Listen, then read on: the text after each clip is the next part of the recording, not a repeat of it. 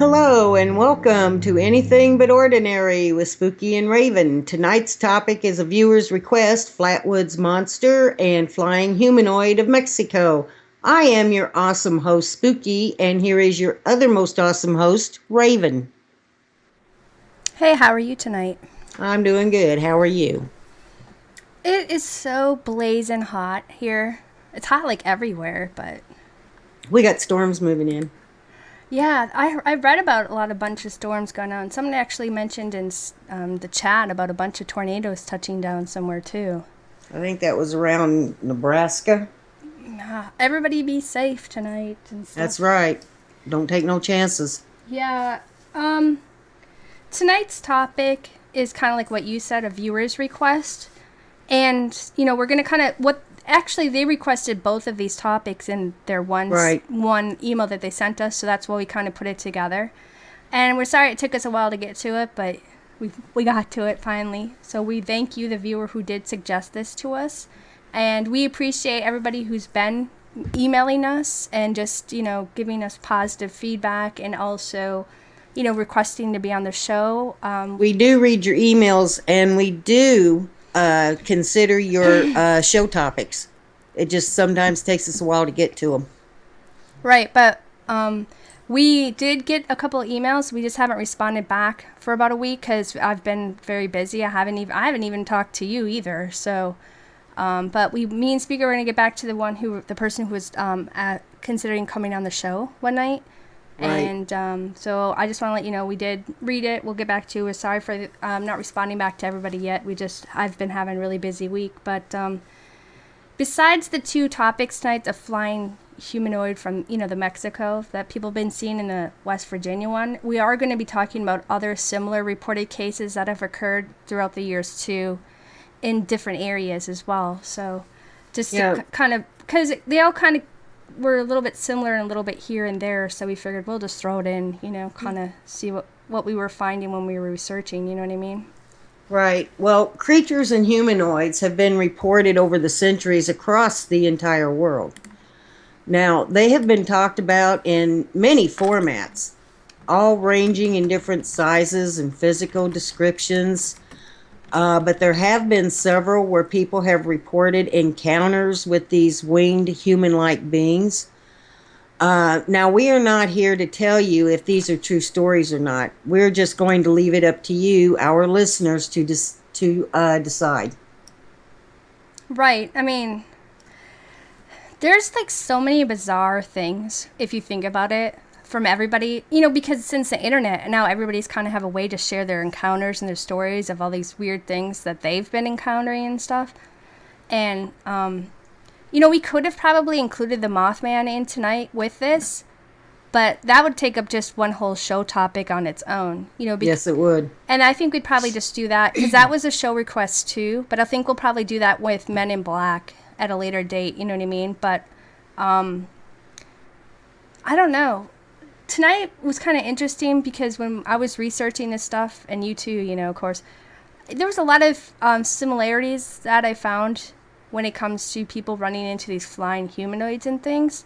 And after we tell a few of the different reports and cases tonight, I mean, you're going to kind of banter a little bit more into it, but it kind of caught my interest, like how all these people throughout different years and totally in different areas are seeing similar type of creatures. Either they're all wearing like similar black type of clothing with wings, or they had like brown skin or whatever, So Right. it kind of piqued my interest because there's no way they could have known from back in the day up to now, to Right. have, you know what I mean, until the internet. But why don't we kind of start off with the Flatwood encounter, and then you can just kind of tell the story of it, and then we'll just banter about our thoughts on it after. Is that okay if you go first?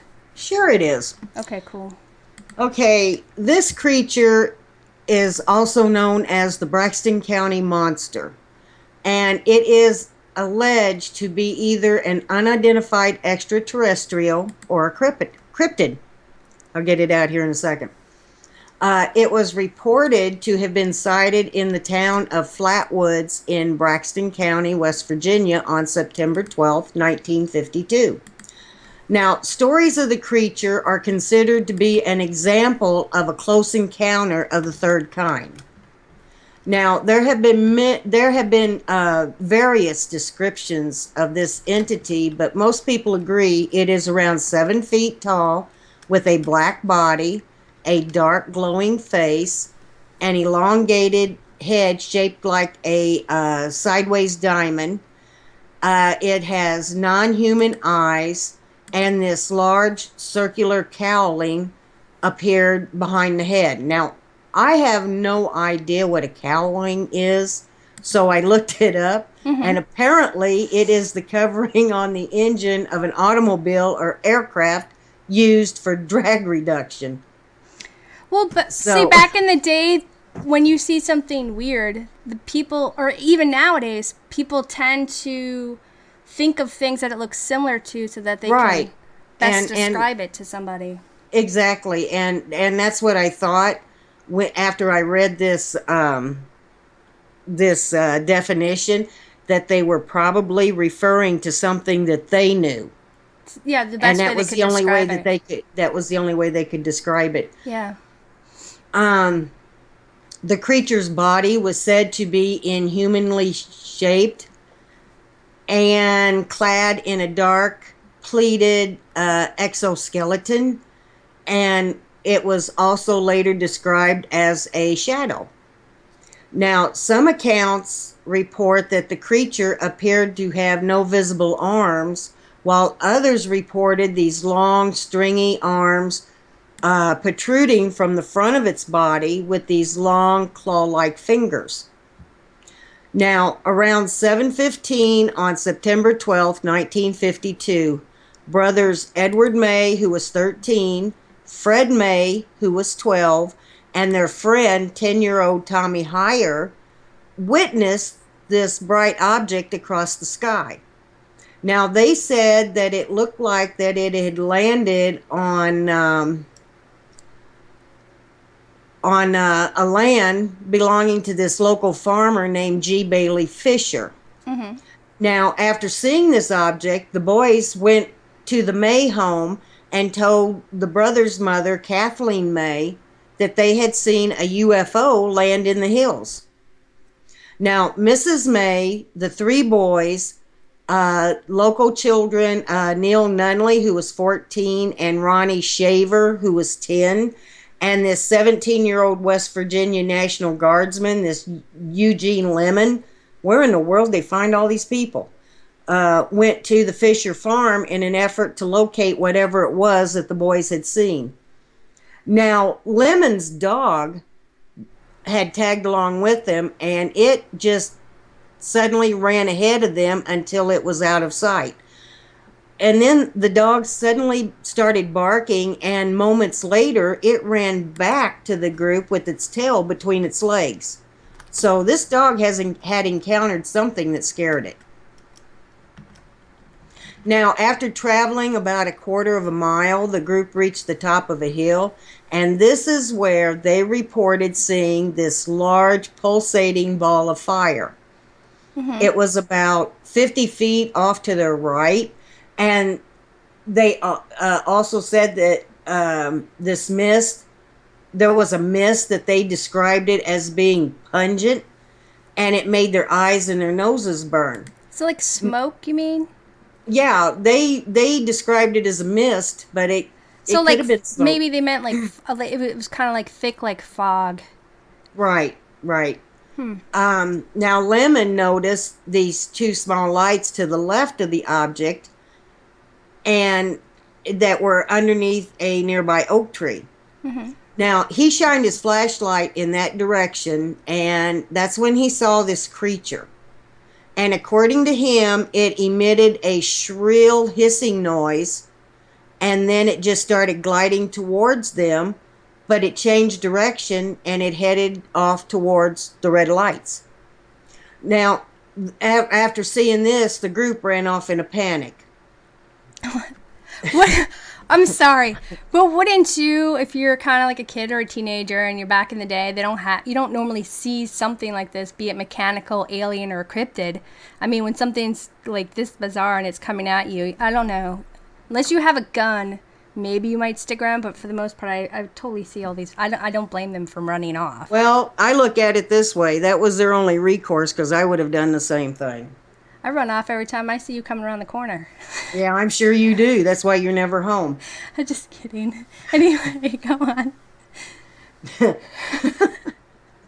Right after reaching the May home, Mrs. May contacted the local sheriff, a man named Robert Carr, and also a Mr. A. Lee Stewart, who happened to be co-owner of the Braxton Democrat, a local newspaper. Now, Stewart conducted a number of interviews, and later that night, he and Lemon returned to the site. Now, he reported that there was a sickening, burnt, metallic odor that still lingered in the air. And Sheriff Carr and his deputy, Burnell Long, searched the area separately, and both reported that they found no trace of the encounter, but other than this smell that Stewart and Lemon said was still there. Now, early the next morning, Stewart visited the site for a second time, and he discovered these two elongated tracks in the mud, and he also found traces of a thick black liquid. Now, nothing more was said about the thick black liquid. What the heck would... See, that makes you think, is it like a snail where it like leaves some type of ooze? Or is it mechanical and it was dripping oil? Well, maybe that's the slime that it left. I don't know. If it was mechanical, you think that aliens or whoever it was would have better equipment than what we had here. You know, why would be leaking oil? Maybe it was just well, that's old true, and that's could what I hold thought. blood. That's I don't you know. know that's exactly what I thought, that this thick black liquid was motor oil. He immediately reported them. Well, I'm not saying as, that's what I thought it was. I'm just saying the different thoughts that people would have in their mind. Right, exactly. He immediately reported them as being possible signs of a saucer landing, based on the assumption that there had been no vehicle traffic for at least a year. But it was later revealed that the tracks were likely to have been those of a 1942 Chevrolet pickup truck that was driven by a local man named Max Lockard. He had gone to the site to look for the creature just a few hours before Stewart's discovery. Mm-hmm. So that could have been motor oil. Yeah. Now, I don't know. Now, after the event, a couple by the name of William and Donna Smith, who were investigators associated with civilian saucer investigation in Louisiana. Mm-hmm. They interviewed and obtained a number of accounts from witnesses who claimed to have experienced a similar or related phenomena.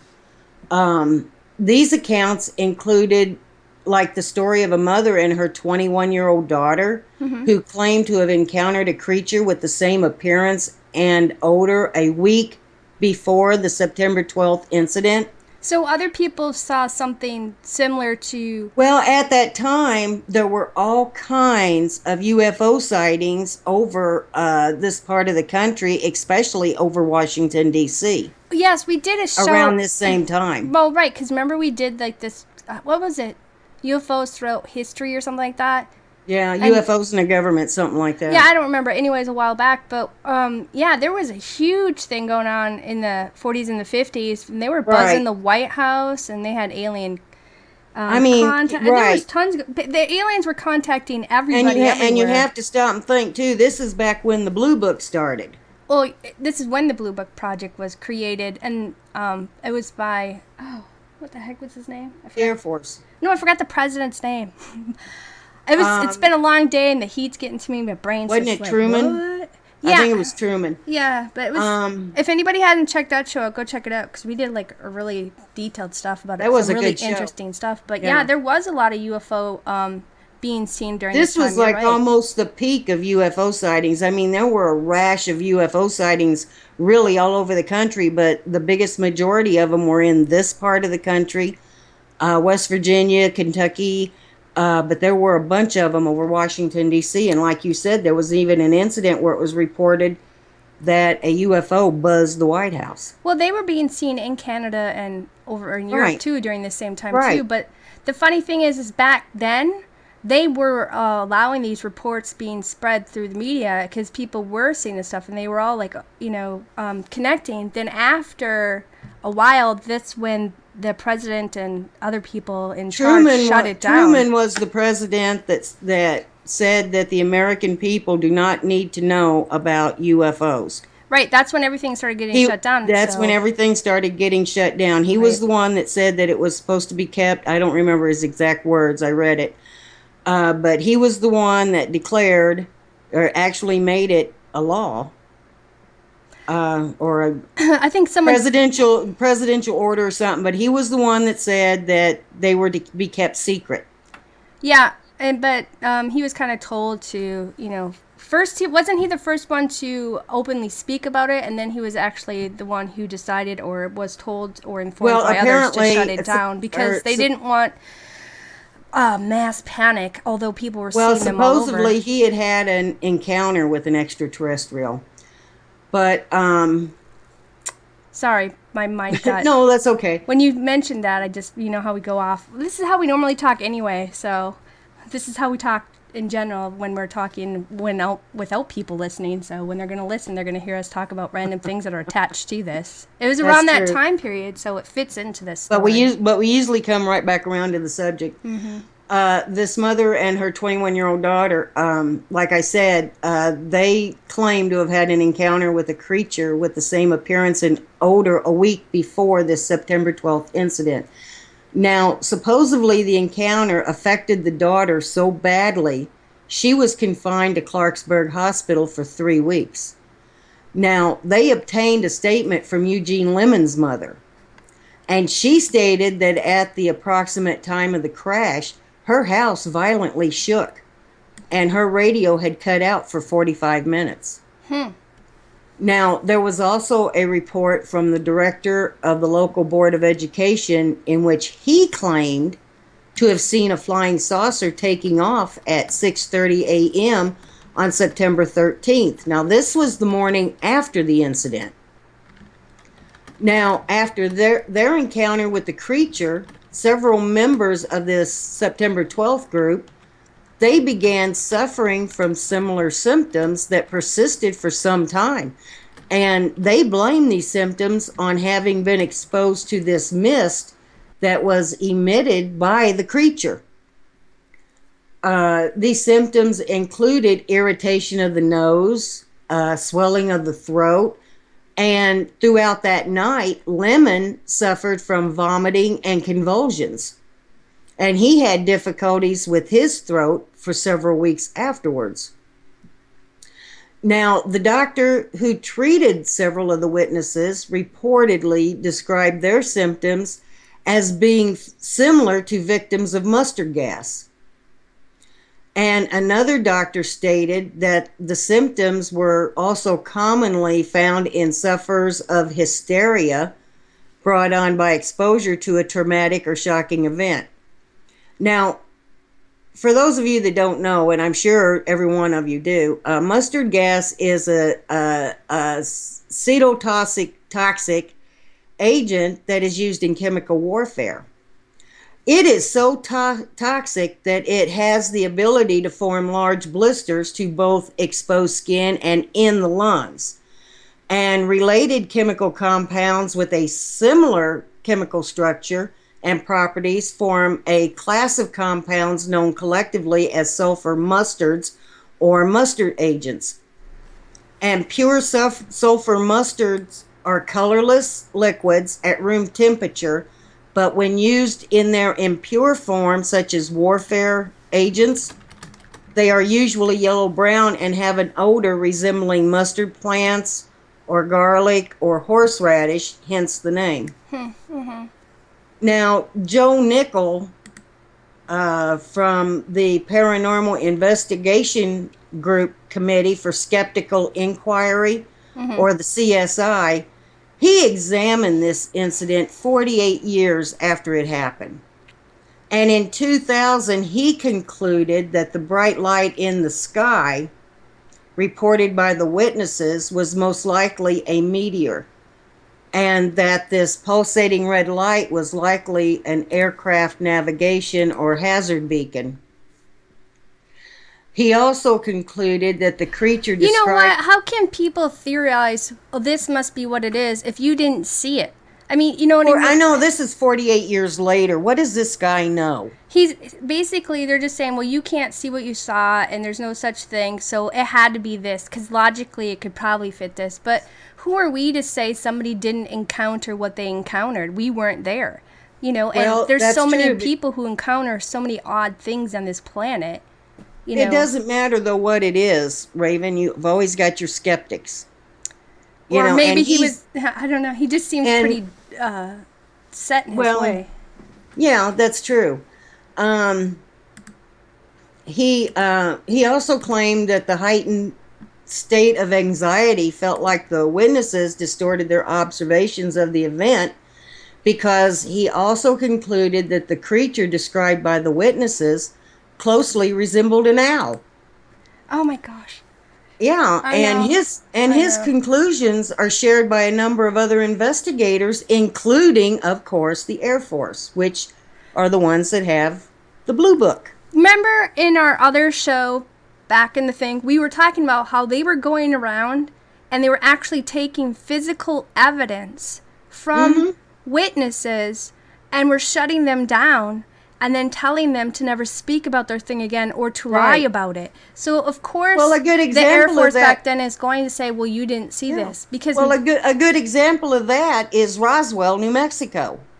well, there's other places like the Dulce Other places too, Base but and one other of the more things. famous one of the most famous ones was Roswell, New Mexico, where Brazel was telling everybody about this UFO that landed on his property, and then a week later he shows up in a brand new truck and don't know a thing about a UFO. Right. I mean, we're not saying that everything that people were investigating was legit, because there were a lot of people out there wanting to get their 15 seconds of fame Yeah, and everything else. But there are also true things that happen to people. You know what I mean? So, exactly. And this is not the only time that certain incidents have been dismissed by skeptics as encounters with an owl. The Mothman and the Kelly Hopkinsville encounter are among them. So, so everybody in Point Pleasant, West Virginia, your Mothman is just an owl. Deal with it. that's a big That's owl. basically, yeah, that's a big owl. If I And saw an owl, basically, if I saw an owl or anything that big coming swooping at me, I'm sorry, I'd find a gun. I hear you, but but that's basically what they're telling them. I know. And it should also be noted, though, that on the night of this September 12th sighting, there was a meteor that was observed across 3 states, which were Maryland, Pennsylvania, and West Virginia. And it had been mistakenly reported as a flaming aircraft crashing into the side of a hill. But this was something like 11 miles southwest of Where the they were at. Flatwoods sighting. Yeah, this was 11 miles from where they were, so Maybe there was a whole bunch of people coming to visit from I don't outer know. space. I mean, we don't even know if they're from outer space for all we know, you know? They could be from so many different And things. Who and knows? and also, I do three wonder. flashing red aircraft beacons were also visible from the area of the sightings. Um, For all we know, this this could could, have been military too. yeah, exactly. And this could possibly account for the pulsating red light seen by witnesses, and for the red tint on the face of the creature. But Nickel also concluded that the shape, the movement, the sounds reported by the witnesses were consistent with the silhouette, the flight pattern, and the call of a startled barn owl perched on a tree. Now, I don't care. Ha- I just laugh about the owl thing. These people lived in the I know. country for how long? I think they'd know if they saw an owl or not. Well, and researchers have also concluded this because that the witnesses' inability to agree on whether or not the creature had arms. Kathleen May's reported that it had small claw-like hands that extended in front of it, and they say that this also matches the description of a barn owl with its talons gripping a tree branch. But there are some who have asked why the witnesses did not see it as an owl, even after they shined a flashlight directly at it. Mm-hmm. I mean, let's face it, all these people in this group, all these people in this group now, not a one of them said that it looked like an owl. A lot of investigators have countered, though, that this and the creature's supposed gliding can be attributed to hysteria and the heightened state of tension among the witnesses, causing them to be panicky and irrational. Psychosomatic. Right. And other explanations have included that the September 12th group had witnessed the impact of a meteor, which resulted in in a man-shaped cloud of vapor. That's a good And one. yeah, I thought that was a good one. And statements, though, by Kathleen May and her sons, which were recorded at the time of the incident, that they had seen some kind of covert government aircraft. Now, I personally find it hard to believe that these people, even after shining a light on it, failed to recognize an owl. I mean, I don't know about you, but when I see an owl, unless it's coming straight for me with its talons extended in my direction, I don't panic and run. It just does not seem I just plausible. had a mental image in my head. I'm like, I'm going to go buy an owl, train it to come after you, and do exactly what you just described. That'd be awesome. Go Yeah, I'll get her, bet. owl. She's got a candy bar. No, Yeah, I know. It doesn't make sense to I me. want that candy bar. No, it just does not seem plausible that, like I said before, that as many people that went out there that night, that at least one of them did not or would not have recognized an owl when they saw it. How did the owl I, leave an oil stain if it was oil? I know. Did it have Maybe the it's just runs? me. I don't know. Could have been. But Yeah, that's maybe it's 48 just years me, but later for them to try to debunk this.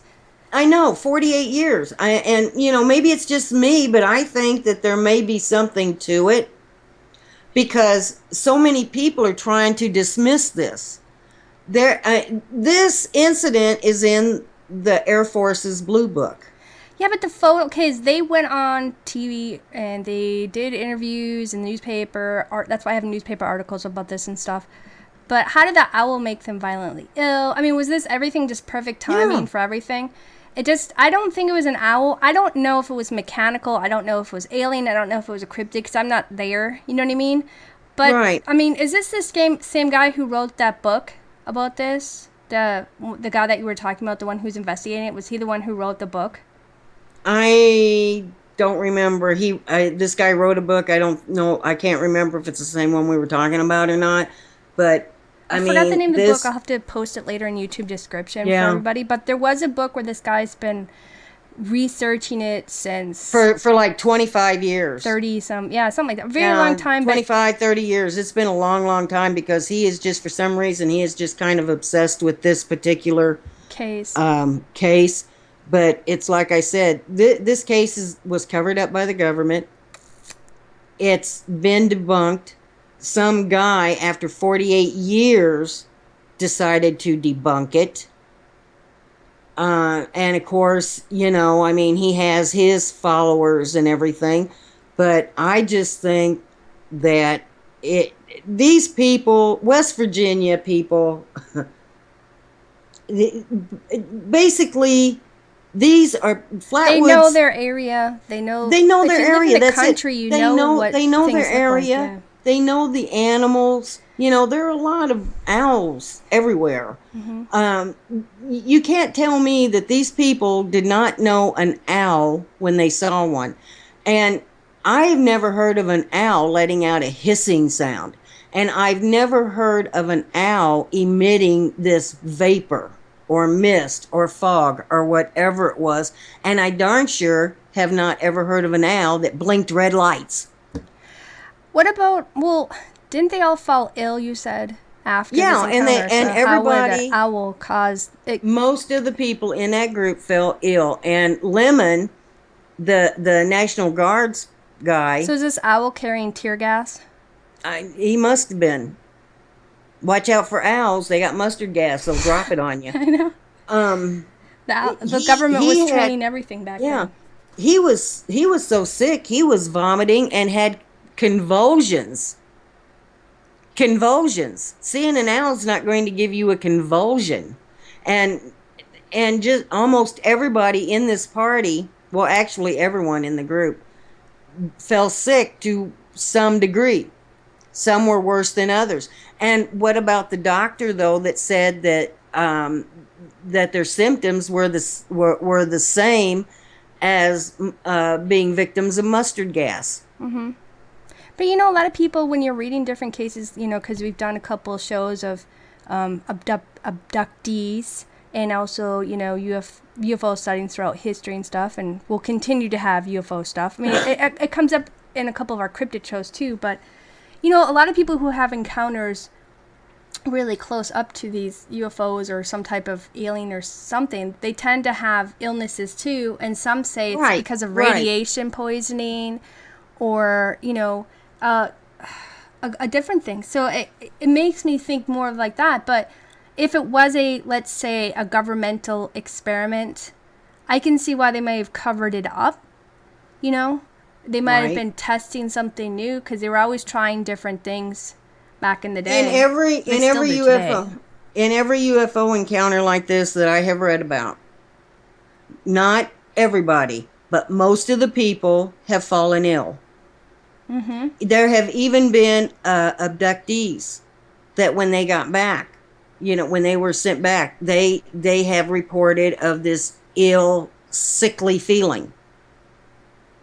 And you're just not going to get that with an encounter with a barn owl. Right. I'm sorry. The picture and the drawing, when they were on this TV show or whatever, being interviewed and stuff, somebody was there at the time. He sketched what they were trying to describe, and they said that that was similar to what they saw, but they're not saying it's like 100%. But this guy, I think, was drawing right live during the TV show when they were doing this, because they had a sketch artist there. It's kind of hard to see, but this thing is ginormous, and just to where the woman is, a little bit below her arm, there's a man standing there, and so they're trying to show that the size of this is a lot bigger than a person was when they were there at the time. But there's other people, when it came to these, they were seeing cryptid stuff in some of the stories we're going to be talking about later tonight too. But, you know, they talk about having like these claw finger type hands, you know what I mean, but then having wings or whatever. This one's kind of a little bit, you know, like the one with the Mexico flying humanoid we're going to be talking about too. They showed this picture to a couple of the cops who had experiences, and they said, yeah, it's kind of similar to that too. So I don't know. Yeah.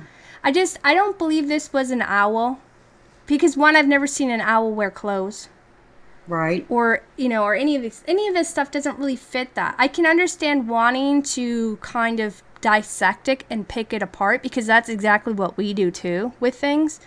But more than likely, when you really get down to it, you kind of start, you can't. I mean, these people are just 48 years later, it's kind of really hard to pick it all apart and just assume, well, this is what it is. Sometimes it sounds like this guy was more close-minded. I would be more impressed with his report if his report had not been so long after this incident. I just think that, 48 years later, my personal opinion is I don't think that his report has any credibility. I've seen owls before, and I have never mistaken one for an alien.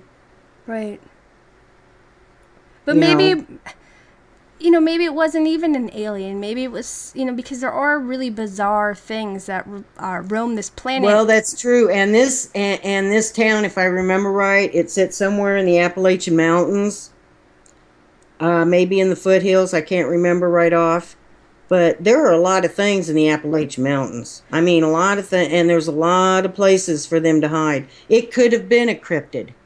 Well, they got, remember, like down Because in, some people do believe that they had encountered some sort of cryptid, but it doesn't explain the mist and the red lights right, and the streak of ooze or oil. and the streaking Ooze of across oil or the something. sky, and the oil. But in your area, there's, Not unless Bigfoot ate a pickup truck. I can't see where the oil comes in. he only eats beef jerky and Mountain Dew. But with your area, you where you live, they have the Paisa bird. Remember?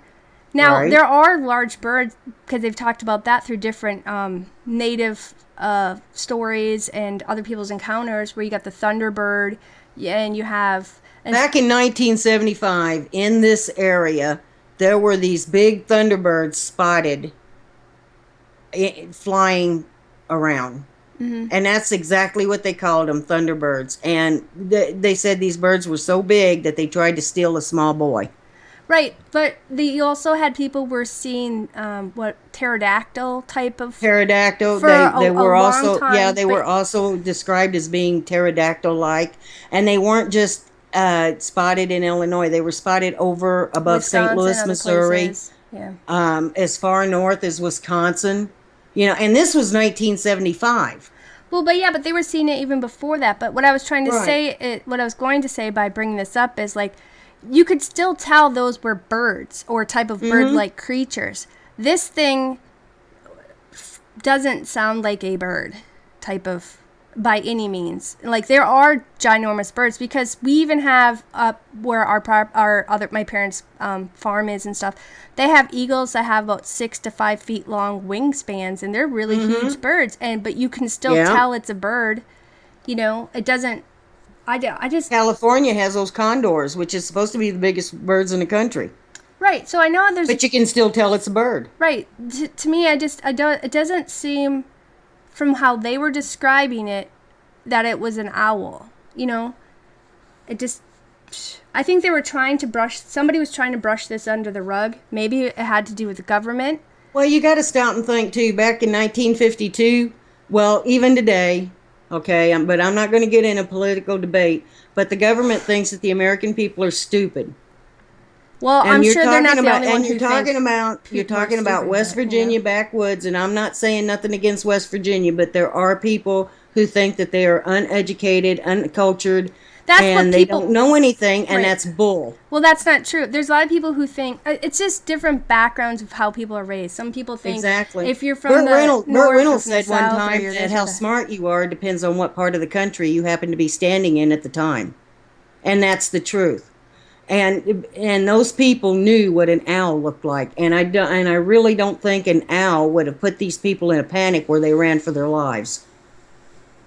No, I just, we're looking into this. We were researching it, but everything that's out there is the same regurgitated things. So we did really try to dig into this for the viewer, because what we do is we try to go a little deeper than most everybody can. But with this one, this is really what we could come up with it at this time, unless we go buy that guy's book. But I'm gonna go buy that guy's book. You know what I mean? But I don't know. I'm kind of on the fence for this. I don't know if it was possibly military or maybe they did have an encounter with something unidentified coming from a spacecraft. I don't know. But I'm kind of on the fence about it too, but what gets me is the report, the conclusions are stupid, in my opinion. If they'd have come up with something other than an owl, I might, be inclined to just dismiss it. But the conclusions this guy made. It's like he's saying, well, the people who saw this are stupid. They don't know what they were looking at. These people did know what they were looking at because it put them in a panic. well, They saw something that they had never seen before. They encountered something that they had never encountered before. And these were people who probably knew their area and their land like the backs of their hands. Well, yeah, I'm sure it's not the only time they've been out at that time of day and or night wandering Right. about. And I'm sure they've had encounters with different animals that roam around the area. I just don't think that this was an owl. This is my opinion, and if you guys want to come and email us and be like, yes, it was an owl, whatever, it's okay. We all have a right to our own Right. opinion. Exactly. But it's hard for me to sit there and tell somebody, no, you did not have this experience. No, this is not what it is. You know what I mean? Because just to nowadays, because you've had encounters with a Bigfoot when you were driving down a road. I've seen, which I didn't even know these things existed till after I had this encounter with something. I seen a black-eyed being adult and actually physically talk to them. We have a friends that we've met through on the internet that have had their encounters with cryptids and with ghosts and paranormal. So who are we to Right. say you did not have this just because I did not see that?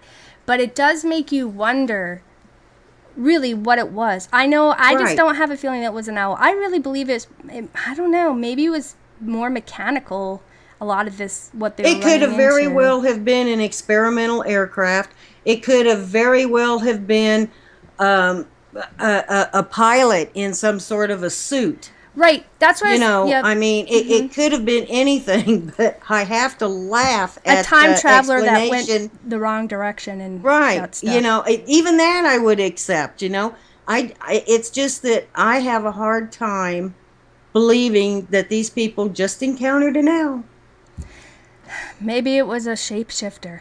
But the thing with this is when we were researching all these different cryptid stuff, because when we were reading about this one, of course, and then the next one with the Mexico sightings of the different humanoids, and of course there are fake videos and things out there too, Right. but when I was reading it, it kind of made me wander to read other stories of people encountering flying cryptids, being them humanoid. Some of them sounded like they were people in like machinery, but some people were actually drawing sketches up where it Well, looked like this person was actually more of in a mechanical yeah. machine, Yeah. and that there was a driver inside of it. But some of them said that it kind of looked. Their theory was like maybe it was one of more of those reptilian type. Well, Pumpkinhead Paranormal makes a good point. He says even if they didn't know what they were looking at, they knew it wasn't an owl. Well, I know that. I mean, well, I know I read what he's saying, and we're agreeing with him too. But maybe this was one of their flying contraptions, and they were inside of the machine, and maybe the machine was going haywire at the time. Could have been. Could have been anything. I know I really did research. I looked at it. They had videos about this stuff. They had newspaper clippings we were reading into and stuff.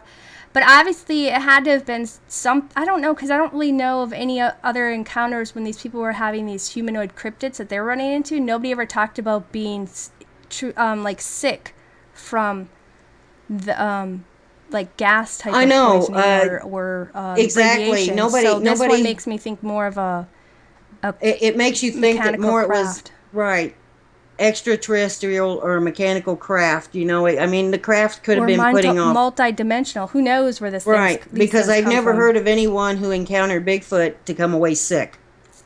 Well, maybe because Bigfoot, they stink. They smell of like death and Rotten like eggs. rottenness on them. Yeah, I mean they have a foul smell to them. So it's been sad, but I don't know. I'm kind of, for me, I'm thinking maybe they were in some type of machinery, and then there was some type of alien of some form or another driving this thing, and it must have had some type of malfunction. But something where it went to afterwards, nobody really knows unless the government does. I know that's something else too. Because I tried to find what had happened after these people ran. If there was anything more besides the fact that these people visited the site, when they went back there, the craft wasn't there. Right. So there's no telling where it went. Well, if you remember when we were If doing it crashed, somebody had to haul it away. well, right, but that's what happened when we were doing our research about the history of UFO sightings throughout, way back, Right. from cave drawings up to today. And the government was coming in as soon as they got calls like this, and they surrounded the whole area. And then they basically, but you see, you got to remember back then was different too, because in the 30s to the 50s, people were more gung-ho for America, the flag, and doing whatever your people in charge said, whatever the president said, whatever police officers Well, this was back during whatever the government said. That right, it was back during your the duty. Korean conflict, so everybody was, gung-ho patriotic. Right. So if they asked everybody to forget about it, it's your patriotic duty, a lot of people did that back then. They turned over any and all evidence that they had when it came to these unknown things. Somebody said they used a UFO tow service. Uh-huh. I'm sorry, that cracked me up. But, back then, people would do what they were asked to do. UFO AAA. Yeah, yeah. Hold on, I gotta call a UFO AAA. You hear him, beep, beep, da, and the next thing you know, a new UFO comes in and zaps him up. But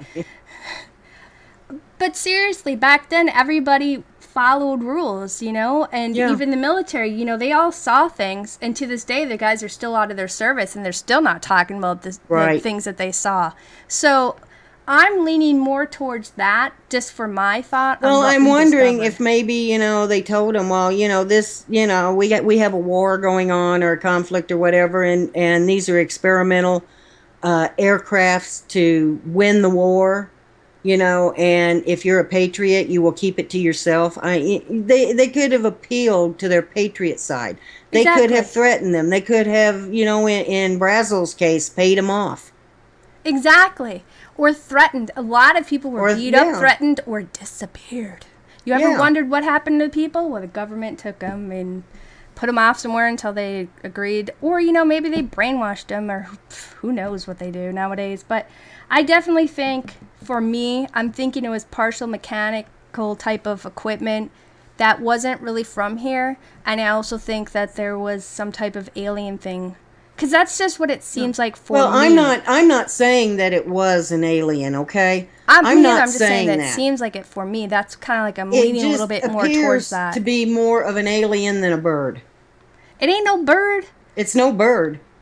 Unless it's a bird wearing a dress and a cape. Yeah. And carrying flashlights, or it got laser vision, I don't know, and then it's carrying mustard gas just to dive bomb people. It's not a bird, dude. It's not a bird. Unless these people were totally tripping out and hallucinating and then encountered this and then ran back and said all that, but I don't know. They would have been, don't you think they would have been examined by... All of them tripping, all of them high? Yeah, I don't think so. That's... What are the odds on that? That at least one of them wasn't sober and straight and in their right mind? There's a lot of people, though, back in the 40s and the 50s that were encountering bizarre alien cryptid-type creatures. Because remember the Kelly goblins? Yeah. And what else? Hopkinsville encounter? Yeah, but there were some other things that... and that was in a different area, but... Oh, gosh. What was the other one we talked about? But there's a lot of people during this time who were seeing bizarre things. So... Yeah. I don't know. I kind of believe them. I kind of believe that they did see something out of the ordinary. I do believe that they saw something that they had never seen before. I do believe that. Whether it was an experimental aircraft or an extraterrestrial or a meteor, I kind of don't believe that. A time traveler. Or time traveler, whatever. I do believe that these people saw something that they had never seen before. Right. I wish I wrote down the name of that book so we could tell the people if you want to check out more. I did write it down, but I can't find it. I've been sitting here looking for it. I can't find where I wrote it down. Yeah, I got too many Post-it notes on your desk. I know. My desk is covered in them. I don't know. Well, I guess we're kind of on similar thoughts. We're not really... No one can really say for sure what it is. Right. But we tried our best to research in it. But the best thing I can assume is it's probably... I don't know... alienish. Bloody Mary says we are the government's lab rats.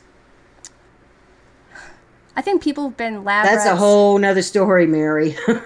Yeah, we've talked about some of those stories. We have talked about that. When we did bioweapons facilities across the United States and everything else, when they did testings on the United States people for a long, long time. But, the thing I was going to say is with this is, obviously, had these people been talked about later on in different newspaper articles that you saw, or did they speak up years later? Do you know if they even continued to talk about this subject? There wasn't too much said about it. I personally got the feeling that they just, after a while, just became silent when they did talk about it. Their stories never changed, but all of a sudden there was just nothing from these people. Right. Do you want to go into the next thing, or do you want to take a quick break? Why don't we take a quick break and we'll come back with the rest of the show? Okay, we'll be back in like 3 minutes, so Spooky can grab a drink of water or whatever, and we're going to finish with the Mexico thing that everybody was seeing, and then a bunch of other cryptid things that I found on the internet that people were talking about. So we'll be back in 3 minutes if you guys want a drink of water or whatever. Thanks for coming, and please stick with us.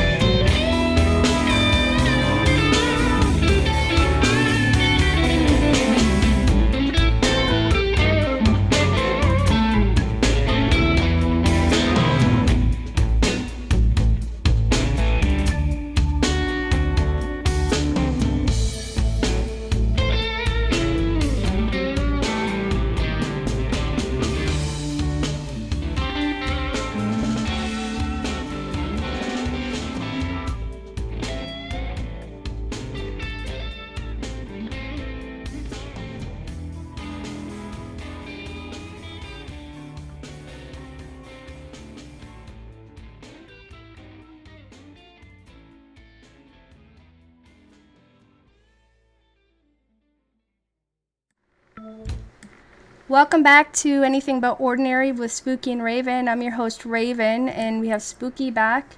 Yep, I'm here. Tonight's topic is flying humanoids, kind of. We already kind of talked about the Flatwood, West Virginia incident. And we've kind of picked that apart about as far as we can go with it. Yeah, we did the best that we could for our viewers' request. You know, I'm sorry we couldn't find out more for you, but that's really all we could really dig up for you. This next one is also the same viewer's request, where they were curious about the different humanoids that were being seen in Mexico and stuff. So, you know, I did a little bit of digging with that, and what I'm going to do is read their initial story about it, and then we'll go into bantering about the different things that we kind of found with it, and then just our own thoughts, you know what I mean? But I don't know. This reportedly, from what I was seeing, it seems that, you know, Mexico during this time and a little bit before and after has had like a few series of strange occurrences when it comes to these I guess, unidentified flying humanoids and crafts, because they don't really know what it is. That's why they call Right. it unidentified. And it's in the shape of type of a human. So, but some of them, when you're reading these stuff, some people claim that many of these are kind of just hoaxes and they're done with like balloons and such. And then there are some encounters that occurred where it seems to have caused some to believe that there are actually strange events occurring where people are actually seeing something that they just don't know what it is, you know. And I mean, that's anywhere, be it in Mexico or here or Canada or Russia or whatever. You're going to have real things to fake things. But this one event took place back in 2004 when this police officer named Leonard, I forgot his name. I'll just call him Leo. Gapped out his name for a second. Anyway, he claims to have had this close-up encounter and says that this thing tried to attack him. And what he best described it was like some type of flying humanoid. But during the time that he was describing it, he ended up saying it was like this witch. You know, that's the best way he could say it. It was just like a witch just because of how it looked. But Right. he encountered it while he was on patrol one night in the city of Monterey, or however you say it. But according to his reports, this occurred on January 16th of 2004, early Friday morning around 3 a.m., you know, between like 2:30 and 3:20, you know what I mean? And he said he was cruising around, and it was just on, you know, his natural route that he normally always takes, just, you know, to keep an eye on things. And when he turned down this one street, I don't know, I think it was like Alamo Street, that's when he said he witnessed or seen something kind of strange ahead of him. Now there's a little like two different versions of what I saw on the net, so I'm just gonna kind of saying both because I don't really know 100% which one is exactly how he said it. But he said that there was like this large black object that seemed to fell from a tree to the street below, and he said when it was falling, he said it stopped right before it hit the ground, and it kind of just hovered there for a little bit. And he said that this large black figure turned around to face him in his squad car. And at that time, he had stopped his car, you know, because he didn't know what the heck this thing was. So he claimed he turned on his high beams at that same time just to kind of see what the heck this thing was, like in front of him. And he described this thing from what this one place was saying is that it was like this woman. She just landed to the ground. First she was like hovering, but she just landed to the ground, and she was just trying to block the headlights from her face, like the lights were really bothering her. But he said before she kind of did it, he saw that she said that she had two large black eyes with no eyelids, which I don't even know how he could tell if she had eyelids or not.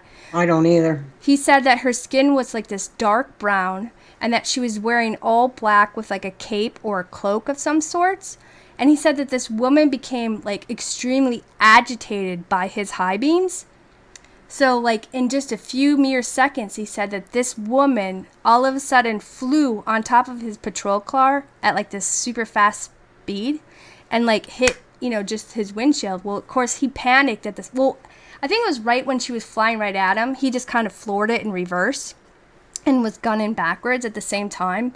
And he picked up like his radio, and he was just screaming for assistance, saying, you know, blah, blah, blah, I need your help or whatever. And he reported that this woman or this witch was trying to grab for him with her claws through his windshield.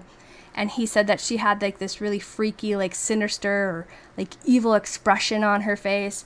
And by the time he kind of reached the end of the block going reverse, by that time he said he just kind of like covered his eyes because he couldn't stand looking at her. And that's when he supposedly like lost consciousness, because her hand was like coming right up through the windshield right at him, and that's when he said he just kind of passed out due to, I'm sure, like fear. You know what I mean? Oh yeah, you can get afraid enough that you'll pass out. Well, if something like this freaky thing's like, you know, coming after I you. know. Apparently, this guy was just absolutely Well, he's terrified. He's a police and he's a officer. policeman, right? Yeah. So he, you know, he passes out for a while, and a few minutes later, I don't know sure how long it passed because it didn't really say in the newspaper articles and things that I was reading, but I guess two other units arrived at the scene, and that's when they discovered him kind of passed out in the ambulance, and then passed out, but then this ambulance came apparently around the same time because I don't know who called them, or they must have heard it on the radio or what have you. So they came to the scene too. And also, I don't know how this, but a TV crew was at hand too. So either the TV crew is like listening to the police scanners, which I think they do. I think they do. I think that's why when a lot of things happen, the TV crew's right there. I think they monitor the police scanners. Right, because the two cops showed up, then an ambulance came, and then not too long after, a TV crew kind of showed up, But by the time he was kind of retelling his story to the cops that came, and when they came up to him when he was passed out in the car, they said that his shirt and his vest looked like disheveled. You know what I mean? Like Yeah. he had gotten into some type of encounter. So claims in these papers that I'm reading. You know how papers like to exaggerate stuff. But this guy also Yeah. has a video where he's talking to the TV crew because he ended up doing like this interview with the TV crew while he was in the ambulance being checked out by the paramedics. And he just retold the strange encounter and the attack that occurred on that street just a little bit earlier before they came. And he explained to them, that this creature, this witch, he kept saying, flew through the air and attacked his car while trying to desperately get at him, thus causing him to panic and floor backwards, screaming for aid. Well, the other officers, they kind of searched the area for any kind of trace of anything, or even this bizarre witch or humanoid or whatever the heck it is, but they didn't find nothing, So this officer, he got taken to the hospital. So he had his medical eval for a while. He stayed there for like a whole day. And during the time that he was staying there, I guess they did some drug tests on him that was requested by the public security of Guadalupe. And they also did other different type of examinations, for like mental and all that stuff. You know what I mean? To find out what the heck's going on with this guy. Oh, I'm sure they really checked this guy out. Well, that's what they were saying in the papers and stuff. But all the tests came back negative. There was no traces of any substance in his system. So he wasn't drunk. He wasn't on drugs. It wasn't anything like that. And this guy, the psych guy or whatever, the Dr. Rodriguez, stated that this officer was mentally and physically healthy, insane at that time. So, of course, those in charge, they try to calm the media down because this time it was spreading all over the place of this police officer being attacked by some unknown witch, as they were calling it, or humanoid. And so people are getting panicked in the area and stuff. So of course his sergeants and whoever else, they're all calming on and saying, "Oh, he's just been working too much. He was under stress, and he just, probably just hallucinated this. He didn't, it didn't really happen. It's no big deal. Everybody be okay," kind of thing. You know what I mean? Right. But as the media was spreading this story around, when I was reading, there was actually other reports of other citizens telling of their encounters of this strange black thing flying over their residence as well. That was happening prior to this man having his encounter. So it wasn't just him that saw this. There's other people out there that were talking about this too, you know what I mean? But supposedly there was this other officer, I can't remember his name. Starts with a C. Contreras. Yeah, that's that guy. Well, he was from a different area. Santa Catarina or something, I think the name of the area was. Sorry for butchering names. But Catarina. Yeah, he claims that two officers from the Riga police, they seen similar flying humanoid just 3 days earlier before this guy had his encounter. But what they did is they didn't talk about what they saw. They kept it under wrap. And it wasn't until this guy was on the news and telling of his encounter and his attack, that's when they decided to speak up. Because, cops and officers, as well as military people, they see some weird things. But and they don't say nothing. Yeah, but police officers, they don't even sometimes talk to each other about the bizarre things that they encounter if it comes with paranormal to whatever. Being a police officer, the last thing that they want is for somebody to think that they are totally nuts. And that's what somebody would have thought, that they were losing their minds. Well, yeah, but you don't want to lose your job either, because there's officers who don't talk about it even with their own partner when they see it together. They just they don't write it down. They don't speak of it. It did not happen because they see UFOs, they see weird things, they see paranormal things. And there's some people who end up talking about, later on. But I mean, for the most part, I'd say 80% of a lot of the weird things they see, they just don't talk about it because they don't want to be made fun of. They don't want to lose their job. They don't want to be deemed as crazy or nothing. You know what I mean? So when they found out that this guy told of his story, that's when those two guys decided to speak up and say, hey, we just saw a similar thing 3 days earlier, but we just didn't really want to say anything. Well, not too long after, somebody sent in some videotape claiming to have recorded these strange flying creatures, which the news channel ended up playing on the air, which you guys have you seen those videos? Yeah, there's a whole bunch of them. Not just... I know, but I was watching a couple of them, well, 3 of them, and they do look like witches flying on their brooms. Wasn't it on Fact and Faked too that they tried to recreate one of those videos, and they did get a bunch of balloons together, and they could kind of getting it going about the same type of thing. Yeah, but they could never recreate the thing that was on the video. They couldn't even come close to it. You know what? I just had an idea, but because we were just talking about how the police don't ever really talk about their stories and their paranormal. If there's any police officer or detective or paramedic or whoever who has had these weird experiences, if you guys want to contact us, maybe we could do a show about that sometime. That'd be cool. People sharing their true encounters of, working and having these weird experiences. But even nurses and doctors see weird things at the hospital, so, and they don't really talk a lot about that, but a lot of them claim they see like the angel of death, especially around a lot of the hospice patients and stuff too. But there's these videotapes out there that have been kind of coming out for a while, but they're claiming that these are these strange humanoids flying, because some of them look like the shape of a man, some of them look like what you said, a witch on a broom. Which, I don't know. Why would a witch need a broom to fly? If she's going to fly, I'm sure she's just going to fly, But I don't know if it was... Well, that's just, people associate broomsticks with witches. Right. And I'm not putting witches down, okay? I'm not putting witches down. Well, no, there's difference between what they're saying and what people who believe in, earth and nature But they and look religion like what our concept of a witch flying on a broom. That is our concept. Maybe it wasn't a broom. Or it maybe used it to was be, some not today, but jet-propelled that used to be thing. the concept of a witch. And like I said, I watched these videos, and that's what it looked like to me, was a witch on a broomstick.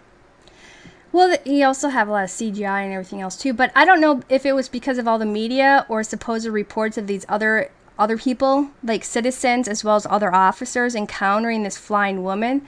They ended up putting a special surveillance team together, and then it was sent out onto that street and in that area, and they ended up doing a stakeout of that area for a good while to kind of, scope out, but also protect anybody else from any more strange attacks, because they didn't know if this was a crazed person or what it was, so they had to do something.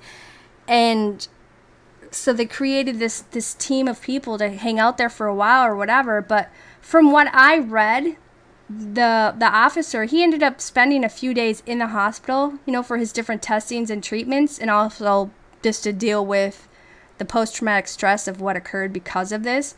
Right. But when he was interviewed again by other TV stations and other newspapers and stuff like that, it seemed to me that his story and the fear never wavered or changed of this strange, humanoid attack that he encountered early that morning.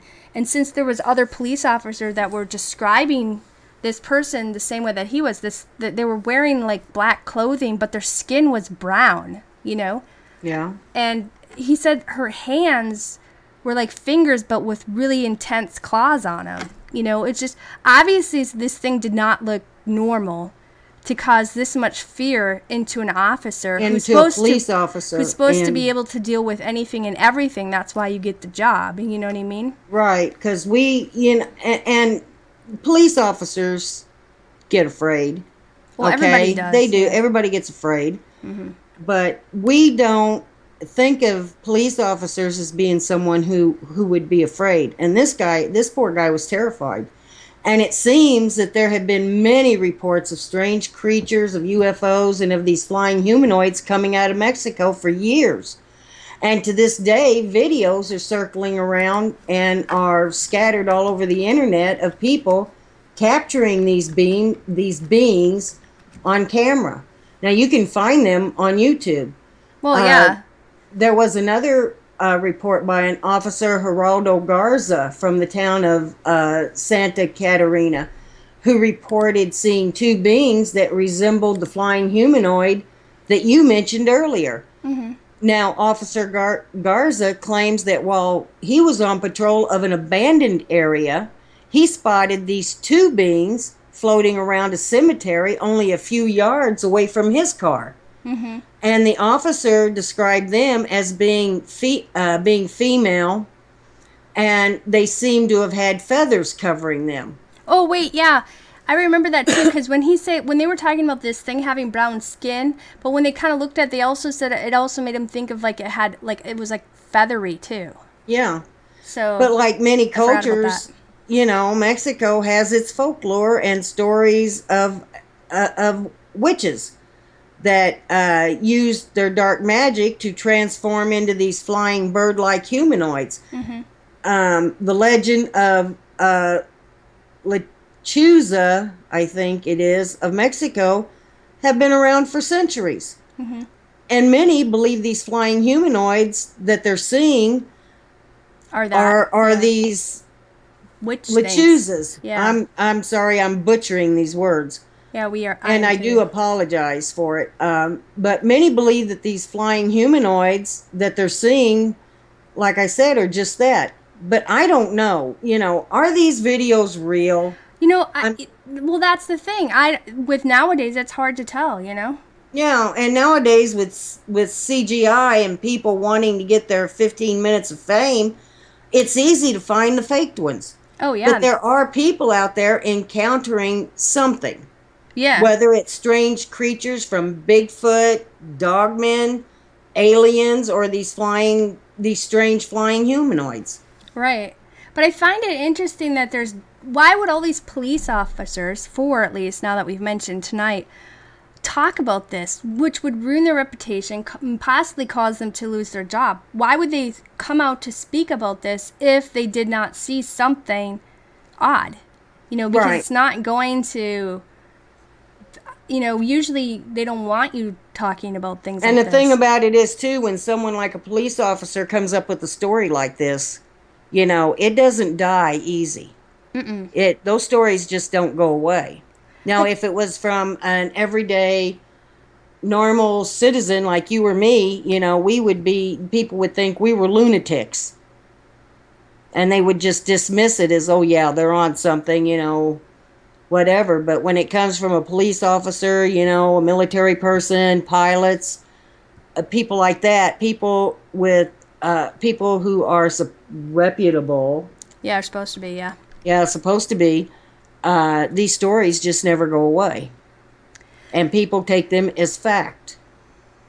Well, right, but I find it interesting that they all kind of described a similar thing. You know what I Right. mean? I don't know. Who are we to say if, because it wasn't just them, it was citizens too in the area around the same time as these police officers. I don't know why I can't talk tonight. It's the heat or whatever. I'm shutting down. But I don't know if their run-ins were real or not. I mean, both you and I have had our own personal experiences, and I'm sure people who are listening tonight or those who are checking out the podcast later, they've also had their run-ins with weird things, So, Yeah.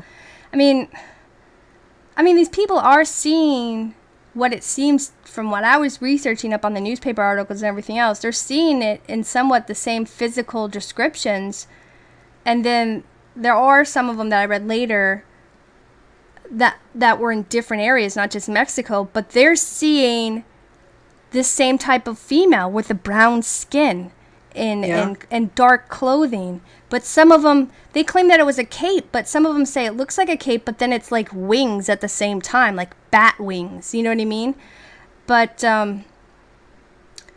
I don't know. I mean, these things are not just in Mexico, but they were seeing these across even overseas from what I was reading in our research just on tonight's topic. And there were some they were talking about way back in the 1800s and stuff. And like even in Spain, you know, they were talking about seeing something back in the early 1900s where like this whole town of people, I think it was like 240 some people, claimed to have seen like this flying humanoid. But Oh yeah, but this yeah, person, she wasn't black from what they were saying in skin coloring with the dark brown skin coloring skin. They were saying this person was, and then she wasn't wearing black clothing either. They're saying this female was actually all white, and she was floating and hovering through the sky for a very long time. But they didn't notice any wings or any type of contraption on this flying humanoid from what I was reading. It was just like if me and you took off in the air one day and was just levitating, you know? yeah, Which that'd be super cool because it'd save on gas. But yeah. It sure would. but they said that it wasn't, even when the wind was, it was pretty windy, but this woman flew against the wind. So it kind of, if it was just something blowing in the wind, it would go with the wind. But this thing was going against the wind. And they said it looked like a female, all in white, just flying through the sky on her own. And this was in the 1900s, where a whole town of 200 and some people claimed to have saw it.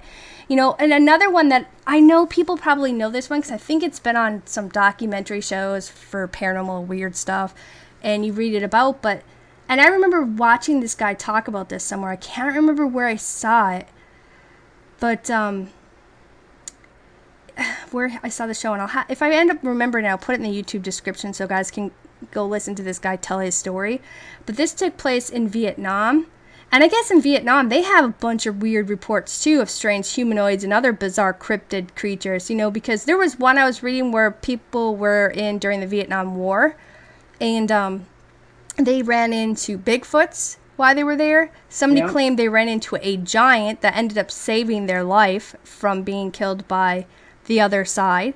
And then these guys, it was back in '69. These three Marines were on patrol near the Da Nang province. Is that how you say that?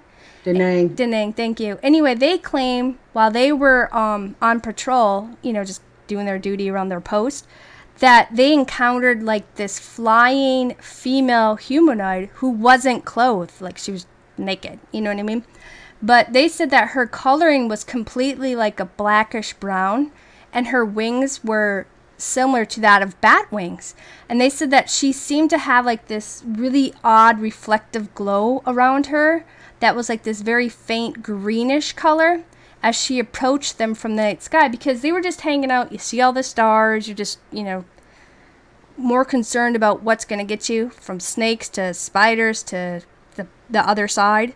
Right. And they saw this thing approaching, and at first they thought maybe it was just a bat or something, but as they got closer, it got bigger and bigger, you know, and then that's when they noticed this was a female who had no clothing and, you know, dark skin and wings of a bat, and just had this really weird glow to her. And his name was Mr. Earl Morrison. He was one of the soldiers, and he claimed that he said her arms, they looked like humanish, and they had like hands and fingers, he said, except for they had this skin kind of, they were part of the wing, you know what I mean? Just attached to the wing over them.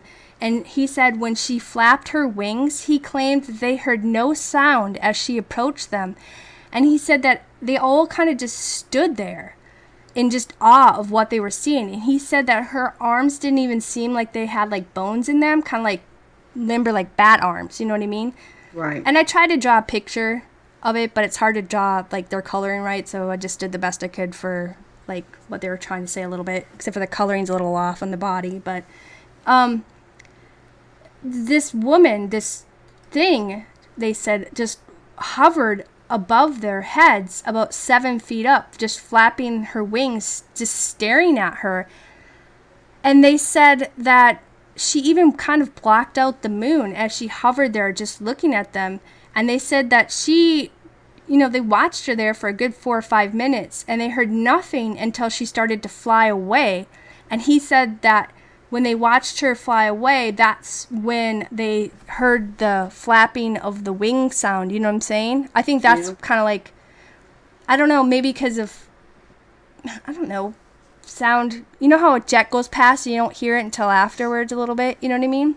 Same type of difference, I Yeah, guess, or for them. sometimes if your attention is focused on something, and you're just in awe of it, you don't realize that there's a sound connected to it Yeah. until later. Yeah. But they basically were just all there. They weren't even talking, they said. They were just all kind of standing there in disbelief to what they were seeing. But it was like, they said it was like, I don't even know, it's like 5, 6 foot tall type of female, unclothed with brownish black skin and wings of a bat. And they were just amazed by this thing. And it didn't do anything. It didn't say anything. And, obviously they didn't shoot at it, Oh no. but they weren't the only ones in Vietnam that have experienced a flying female humanoid either. There was other stories that I read about on there too. Yeah. You ever watch that show, Monsters and Mysteries in America, on the Destination America channel? Oh yeah, I love that channel. They I get do tons too. of awesome shows on that channel. Oh yeah, Destination America is my absolute favorite channel. Well, they had this one episode on flying humanoid that took place in the Ozark Mountains of Missouri, Oh near yeah, yeah, Turkey Creek. yeah. This was back in the summer of 1998 when these two guys, they were brothers, this Don and Danny Overton, claimed that they had a run-in with this thing that dive bombed their truck, causing them to run into a tree. And Dive what? bombed. Yeah. Yeah, it dive bombed their truck. I think didn't it kind of knock the back end a little bit, causing Yeah, them to yeah, lose it control. hit their truck. And but well, Danny decided to go back in 2010 to the same area looking for this creature. Now, Danny Overton, Brain and Derek Lyle, they were out one night in the woods exploring when they came upon a cave that they claimed they heard really large wings whooshing above their heads, and the trees were swaying like crazy above them. They said that the tree limbs were cracking and falling down around them, and Yeah, because according, that had to have been pretty massive for it just to yeah, be like, I could just imagine the sound of whoosh, yeah, and then the trees are just, that had to have some power to it for all the big oh, trees above absolutely, them to be swaying absolutely. like that. And it was at this time when these limbs were falling down, according to their story, that this large 7 foot tall winged creature appeared and landed in front of them.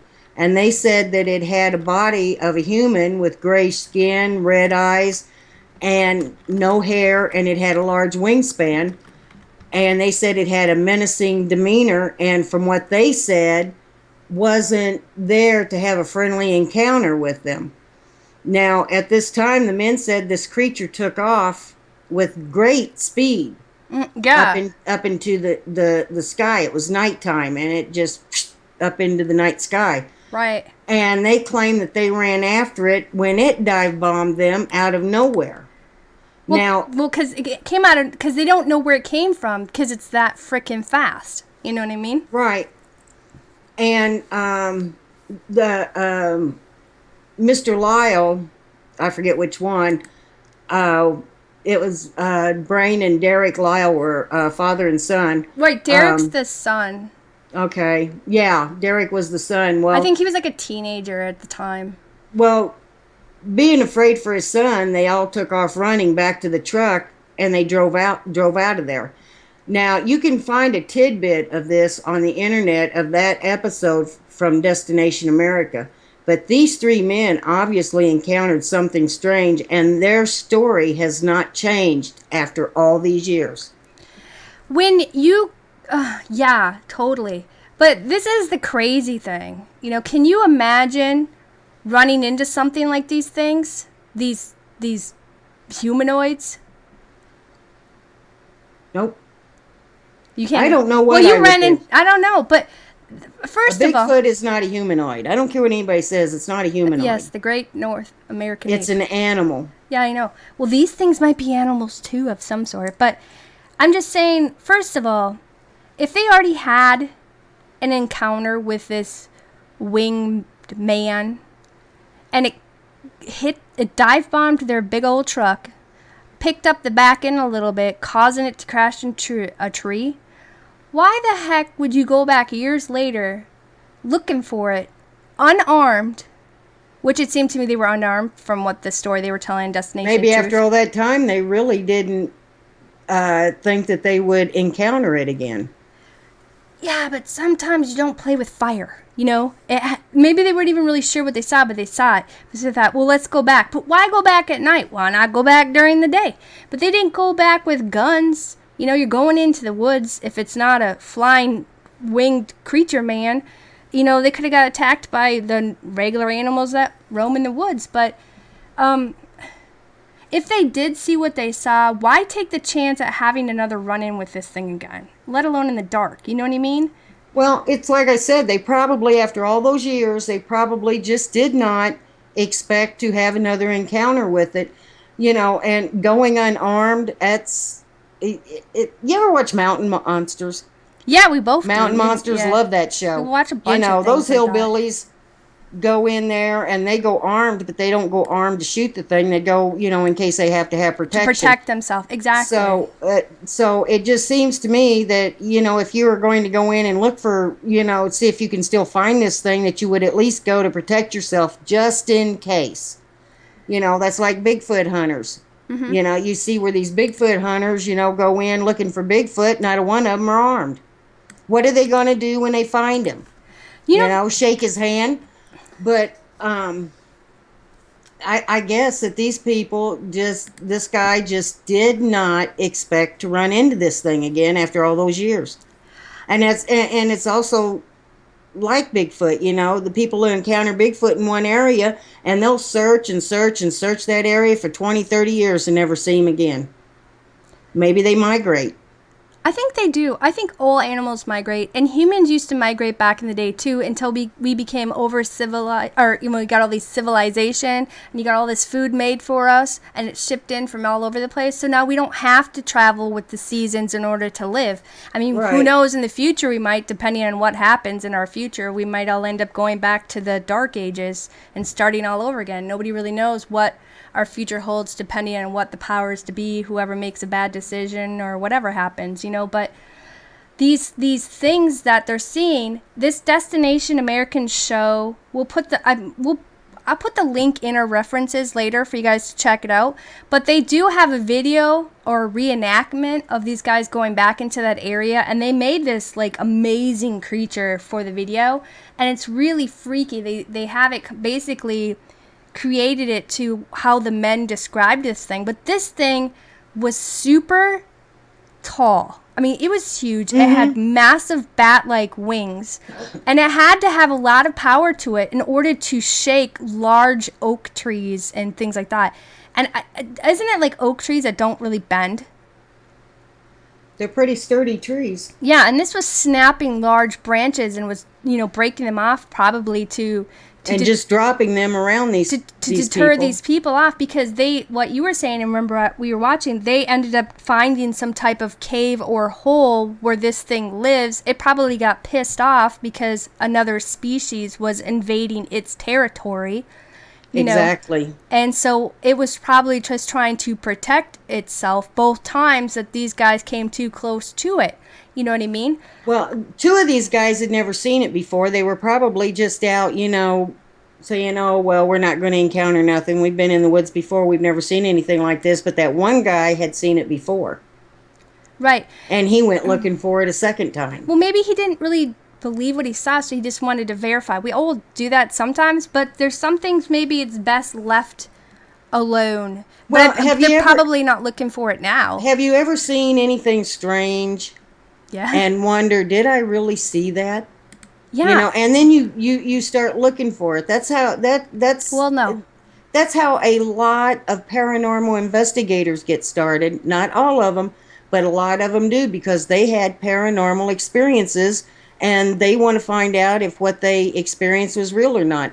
Bigfoot hunters do the same thing. I mean, there are some out there looking for Bigfoot that have never ever seen one, but there's a lot of them out there that have encountered them, that they're out there looking for them because they're not sure of what they've seen. And it's something that just bothers them, and it will stay with them for the rest of their lives. And that's probably what happened to this guy. That first encounter probably really affected him, and he finally just gave in and went out to see if he could find it again, to see if what he saw was real or not. Oh, And I right. guess he found out. Well, right. Sorry, I was giggling a little bit. Somebody said in chat, if you see something strange in your neighborhood, who are you going to call? And I'm like, it depends on what you see, but it just made me giggle a little bit. So I wasn't laughing at you at the serious statement, but you know how people always throw us off, or we make each other else laugh. But you asked me a question, but went on to answer. But yes, we have a show on here where me and other people came on, and we tell of our story of running into black-eyed beings and adults. And when I had that encounter, I was never on the internet back then. I wasn't, socializing, going to paranormal channels, or doing anything like that. I never did anything like that. I didn't even know these things ever existed. I've never even heard of them before or anything. And then, we have an episode on here where I'm sharing a real life experience, and it's raw and it's real, and you guys go check it out. And we have Penny came on, and she had an encounter with her, and that was in Louisiana. And to this day, I can remember it in great detail. Like, it just happened, to the temperature, to the smells, to what I was wearing, to everything about it. But when I had that encounter, it wasn't until like months later, or maybe a year later or two later, that when I started hearing about these things, and then that's when I started to look about on the internet, and then ran into all these things, met you and all that stuff, you know what I mean? But Right. I'm not looking for these things. So there's some things you do encounter, you just don't go looking for. I don't know if I ever want to encounter one of these things ever again, because I don't know how the next time's ever going to turn out, or why I even had this encounter in the first place.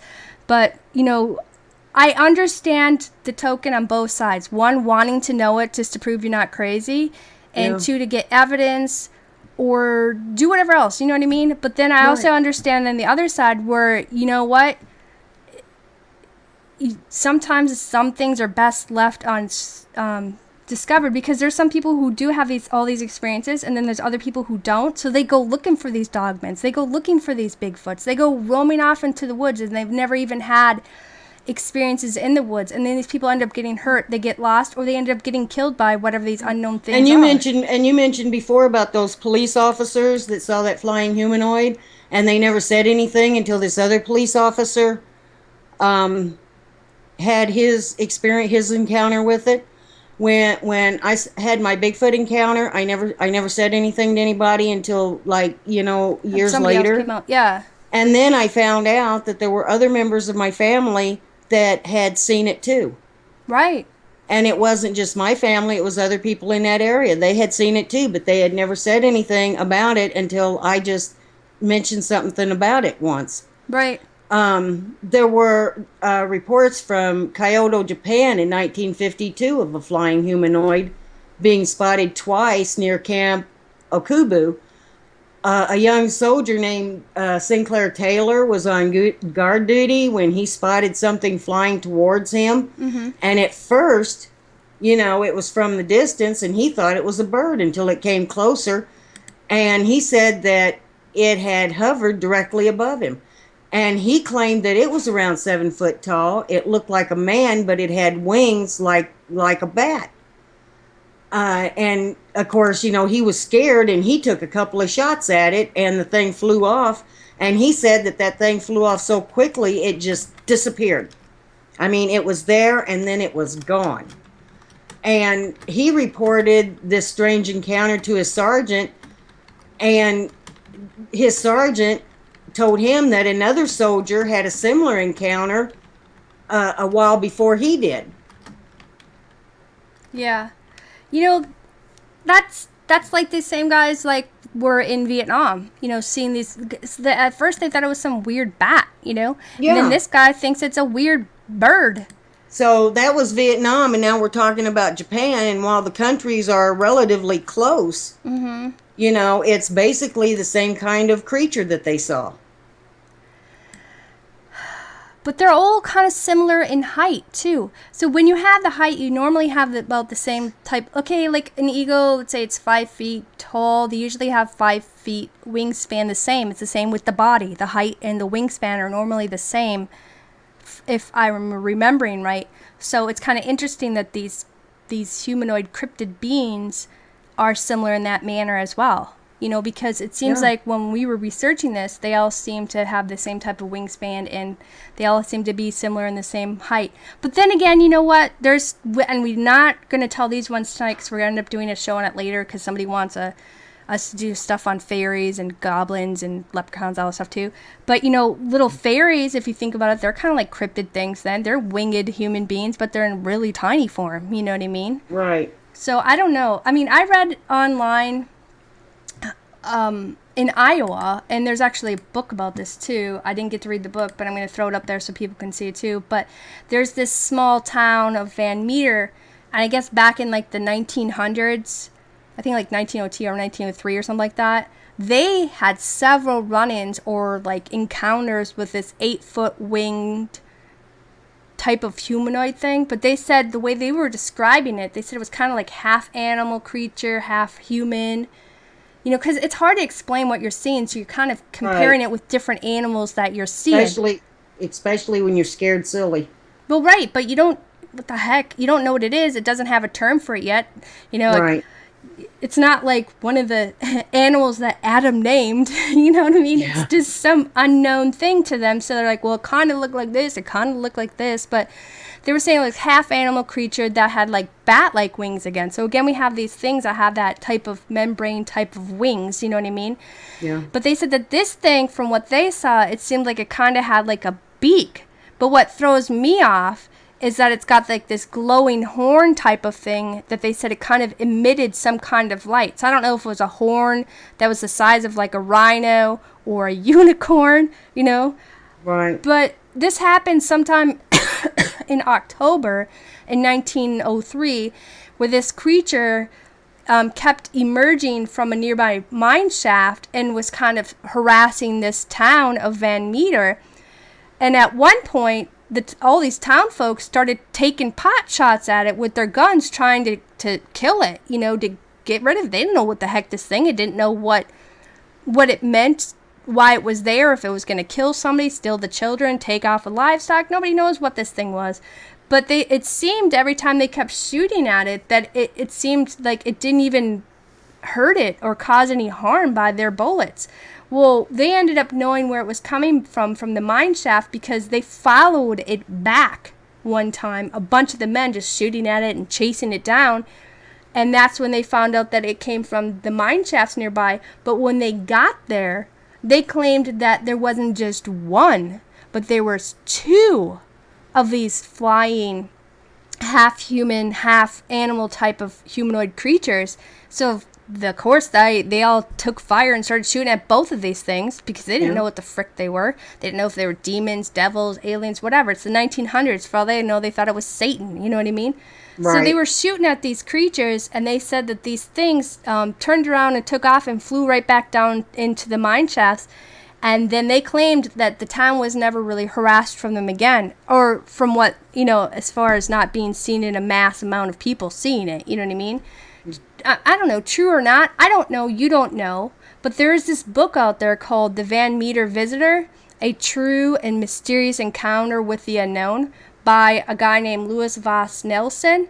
And you guys can go check that out, kind of like for a more detailed of the town and who was involved with it, who chased it down, where it was at, all that kind of stuff. It gives way more detail and stuff. And it's really not that expensive. You could probably, who knows, sometimes when you're one of those Kindle people, you get one of those free Kindle books too. Free Kindle books. Who knows, it could be one of those too. But there's a lot more to this story. But, I'm shortening it up because we have other ones to talk about tonight too. But this one I thought was kind of interesting because basically the whole town was being stalked or harassed by this for several times. And several different men, from like the sheriff to the doctor to the blacksmith, all these people are shooting at it and chasing it out of town. So, I mean, why would a town subject itself to humiliation? I know this was practically the entire town. I've been through Van Meter, Iowa. That's not a big town. You really? Where have Yeah. you not been? It's crazy. I Some of the used to things I find. travel a lot. I forgot. You know, over the road stuff. But yeah, but I mean, go check out the book if you guys have time and stuff. It's definitely worth reading. I'm sure there's probably other authors, but a whole town would not subject itself to fakery like this back in the 1900s because they kind of have a reputation. They want their town to be good. They got their churches, the doctor, the office, the sheriff, all these people, the priest. They're not going to put pastor, whatever the guy was. They're not going to put themselves out there and be mocked by something. The one thing that I find weird is, why was it emitting a light from some type of horn on its forehead? That's the odd thing. Maybe it had a miner's light on because it lived in the mine. Or maybe because of mutations, it grew. Mutation, you know. Yeah, it has some type of weird reflective thing on it. That's very interesting, though. Yeah, I don't know. Well, on the net, there were reports or a claim of this flying humanoid that was spotted in Oregon by a man in his late 40s who claimed that while relaxing outside, he noticed a person sitting on a tree branch in his neighbor's tree. Now, he thought it was just someone being stupid or drunk, so he hollered for his wife to come out and take a look. And when she saw it, she decided to call the police. But before they could, they noticed that this man, from what they thought crouching on a tree limb, dressed in what looked like a black wetsuit and wearing a long cape. Now, the See, man... that's similar description of dark clothing and cape or wing type of thing. Yeah. Exactly. Mm-hmm. And the man and his wife were baffled by what this person was doing. He decided to clap his hands to get this person's attention, and in doing so, he's probably like, check this out, Margaret. Let's get that drunk to fall out of the tree, you know? Yeah. You know? Hey, you up there. Get out of the tree. Anyway, when they did this, they said this man in the tree turned his head a bit, and that's when the guy told his wife to take pictures with her phone. And they did, and it's up on the net. We just can't share it because of copyright issues, but we will post the link in our YouTube description for you guys to go check out after the show. But anyways, he claims that after his wife snapped some photos, that this man slithered down the tree like a lizard would at this real great speed. And he said it had long arms, and after reaching the ground, it stood up on two legs. It took a few steps and then hovered up off the ground a few feet, and a light appeared in the sky. And this thing just flew straight up to that light and disappeared. True encounter? We don't know, but it's kind of similar to these other odd humanoids being seen all over the states and overseas. Right. Well, you know what? This story is kind of interesting because I saw those pictures too, and I wish we could share a lot of the pictures that we find, but me and you do not want to get copyright tagged on YouTube, and we also don't want to be disrespectful to other people who put their stuff up. Exactly, but many believe that these things that are being seen all over are possibly aliens, demons, or some even think that they're extra dimensional beings.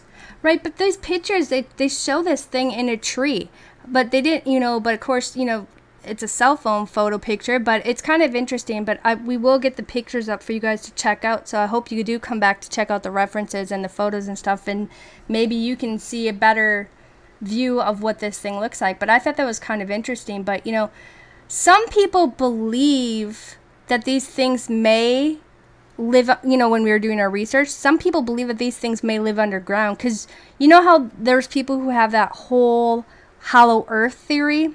Oh yeah. Which I still want to do a show on sometime, because we talked about this like 2 years ago when we first started. Because there was and we had mentioned it in several different shows, but they think that these creatures, or these, who knows what they are really, they emerge from time to time from a cave or like a shaft opening, and that these things are even possibly using dimensional openings or like tears where they can travel freely through these different realms or realities. Now, of course, you guys, you, Spooky and I, we're not saying that that is fact. Like, that's Bible. That's what this is. This is where they're coming from.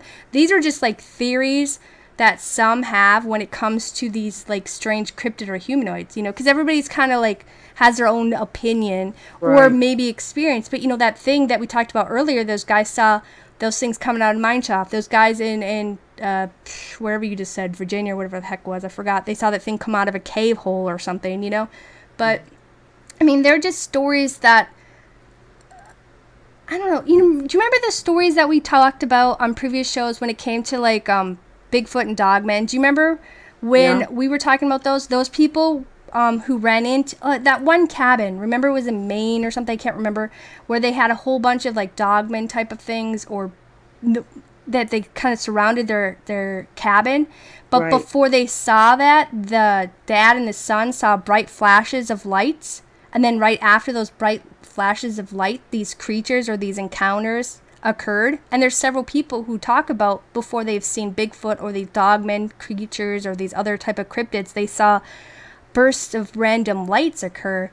You know, maybe they're using portals, who knows, maybe they're alien. I mean, we don't know. We're not experts on all the unknowns of this world, but Oh, it's just absolutely not. different theories that people have when they're thinking of or have had these weird encounters with these things, you know. Right. But, well, there are many legends from Native Americans to other cultures that speak about these different creatures, Right. these cryptid like Bigfoot and Dogmen, and they go back for centuries. Yeah. They say that there are always some truth to every story, but I don't know about you, but I don't think I would want to encounter any of these winged humanoids. They just seem too vicious. And if they're real. Yeah. Are the stories we shared tonight true or not? We don't know. But I know I myself have encountered a Bigfoot on 2 occasions, Right. actually. Yeah. And I know people who don't want to believe in that, but for whatever reason, people are encountering strange things.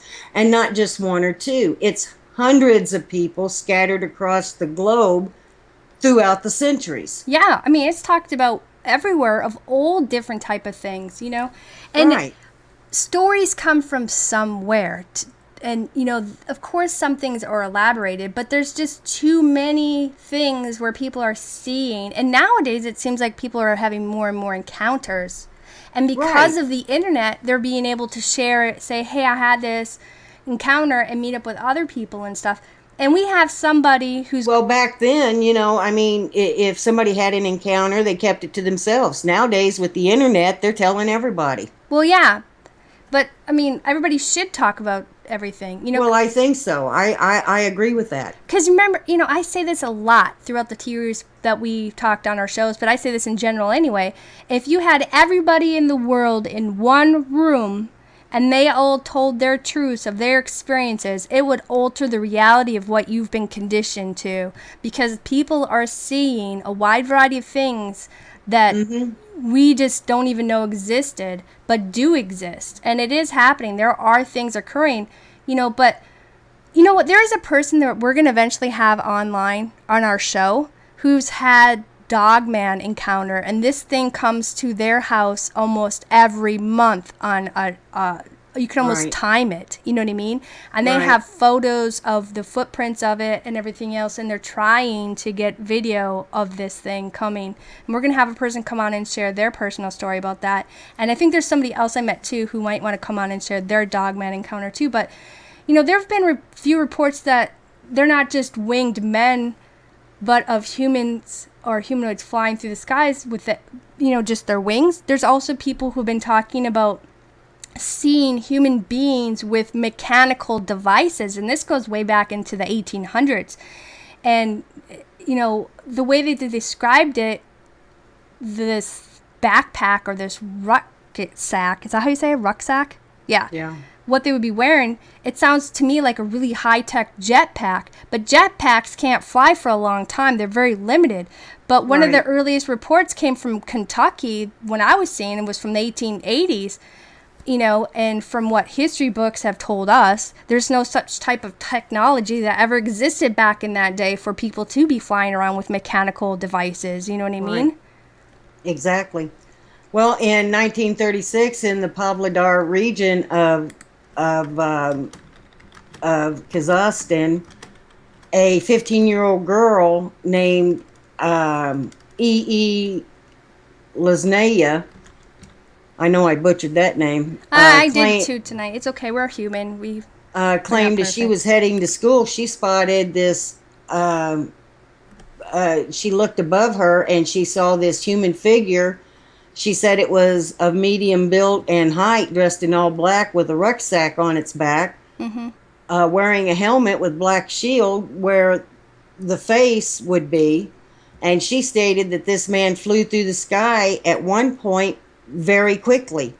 But she said as the man hovered and flew by, there was this low rumble noise. See, and they didn't Now have this like. was in 1936, where I don't even think jetpacks were Well, they didn't have invented. any. Well, no, but even if you had a jetpack, it wouldn't even last that long anyway. But I don't even think they had motorcycle helmets or that type of gear or I don't clothing. think they had that type of motorcycle helmet either. Or any shields that were tinted. You know what I mean? And Right. but the way that she was describing it was in descriptions of what she could best explain it as.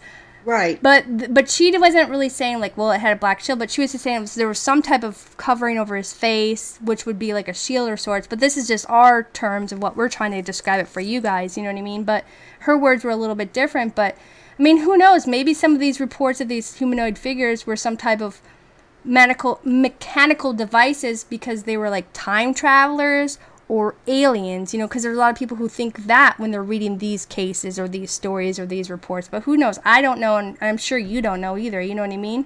I have no idea what they are. I mean, all I can do is read the stories and kind of pick them apart a little bit. But I mean, these people, like back in the 1880s, they're describing things that just absolutely did not exist. Well, we've talked about And they're UFOs. describing these We things. talked about UFOs way earlier, even before the 1700s, Oh, yeah. 14. Way back in the day, they had weird flying contraptions. Back in and the stuff. 1700s, if you look at some of the paintings from the 1700s, if you really look at those paintings, you're going to see things in the sky that look like spaceships. Um, Prehistoric caves. They have found figures carved in these caves that look like spacemen. In the spacesuit with the round helmet on. Now these people drew pictures of what they saw. Yeah. So there have been stories of unearthly visitors throughout time. Who knows if they're unearthly? I mean, there's people who believe that they come from under the water or come from underground. We don't really know We don't know where they come anything. from. We're only, and we don't even know what all of our history of what's true and the things that we've been told or not told. That's why I always tell everybody, do your own research, dig as deep as you can get, and don't just believe everything everybody tells you. Make sure, everything you're being taught is true. Because, the way they're changing history and everything else nowadays, I feel bad for the younger generation or whatever else. But there's somebody in chat who's sharing his story of how he had an encounter with a flying humanoid. And if he ever wants to come on sometime to our show, we'll gladly have him on if he wants to share it openly one day. But, nobody really knows what these humanoids that people are running into. And we may never really truly know. And maybe the people who do know, maybe they disappear, the ones who can answer. We don't really know, but there's a lot of encounters of people sharing their stories of these humanoid creatures on the net, more than what we just said tonight. We couldn't even cover it all. But we will be talking about the Mothman on another topic show, because that was a different viewer's request, and it kind of goes with this type of stuff, you know what I mean? But we just didn't feel like adding it in with tonight's request, since we are only limited on time and stuff. But Spooky, why don't you let everybody know what's up for the future for us? Okay, because of the holiday weekend, there will be no show May 31st. We will post our next topic at a later date, but we do want to wish all of you a happy and a safe Memorial Day weekend. Thank you for coming. I want to thank our mods for doing a good job. I want to thank Raven for a good show. And Jason, if you want to send us a message with your story, we would be very happy to read it and maybe Make talk contact to with you. you. Yeah. Yeah, make contact with you, and maybe you can come on our show sometime. Anybody who wants to contact us and share your story or experience and possibly even come on, you're welcome to contact us at any time. And Exactly. even if you don't want to come online and share the story, but you want us to share it for you, we've done that before too in the Oh past. yeah, yeah. If you just want us to share your story, we will be more than happy to Yeah, do if you that. don't want to come on and talk about it, but you want us to tell the story for you, we've done that for people too. But, like Spooky said, I hope everybody has a safe holiday. If you're going to drink, don't drink and drive. Okay, No, that's my don't one do it. big thing because I was hit by a drunk driver and it changed my life forever. But Yes, it sure did. I And go ahead. no, go ahead. Finish what you were saying. Well, I was just going to say I want to thank everybody for coming in. I want to thank everybody who always hangs out with us for your email messages, show suggestion. We're very grateful to hang out with you guys. We enjoy reading what you banter about, and we appreciate you sharing us with others and just That's giving us a right. like. We really appreciate it. If you guys want show reminders, you can go down and click on the little cogwheel down there by our Spooky Raven name and just check mark there, and it should give you show reminders that way. But if you want, you can go to our website, anythingbutordinary2, wix.com/anythingbutordinary, and you can sign up for show reminders via email there too. But I just want to say thanks, Spooky. This was an interesting show, and thank you, viewer, who suggested this for us. Yes, thank you very much. And thank you for coming. And please subscribe to us. Give us a like and share us with others on any social media site you may be a part of. Good night, everyone. And I hope that you have a great weekend. Yep, and we'll see you after the holidays.